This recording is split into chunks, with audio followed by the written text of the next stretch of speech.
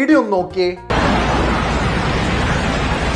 ഇത് ഒരിക്കലും നടക്കാൻ പാടില്ലാത്തൊരു കാര്യമായിരുന്നു, പക്ഷെ അൺഫോർച്ചുനേറ്റ്ലി ഇറ്റ് ഹാപ്പൻഡ്. ഇനി നെക്സ്റ്റ് ടൈം നിങ്ങളൊരു ഫ്ലൈറ്റിൽ കയറുമ്പോൾ അതിൽ സേഫ് ആണോ അല്ലയോ എന്ന് നിങ്ങൾക്ക് തന്നെ ചെക്ക് ചെയ്ത് നോക്കാൻ പറ്റും. അപ്പോൾ അതെങ്ങനെയാണെന്ന് വെച്ചാൽ, ഫസ്റ്റ് തിങ്, നിങ്ങൾ ബുക്ക് ചെയ്ത ഫ്ലൈറ്റ് ടിക്കറ്റ് നോക്കി അതിലെ ഫ്ലൈറ്റ് നമ്പർ നോട്ട് ചെയ്യുക. സെക്കൻഡ് തിങ്, സ്ക്രീനിൽ കൊടുത്തിരിക്കുന്ന ഈ 3 വെബ്സൈറ്റിൽ ഏതെങ്കിലും ഒരു വെബ്സൈറ്റിൽ പോയിട്ട് നിങ്ങളുടെ ഫ്ലൈറ്റ് നമ്പർ എൻ്റർ ചെയ്താൽ ഇതുപോലെ രജിസ്റ്റർ നമ്പർ എന്ന് പറയുന്ന ഒരു നമ്പർ കാണാം. ജസ്റ്റ് ആ നമ്പർ ഒന്ന് നോട്ട് ചെയ്യുക.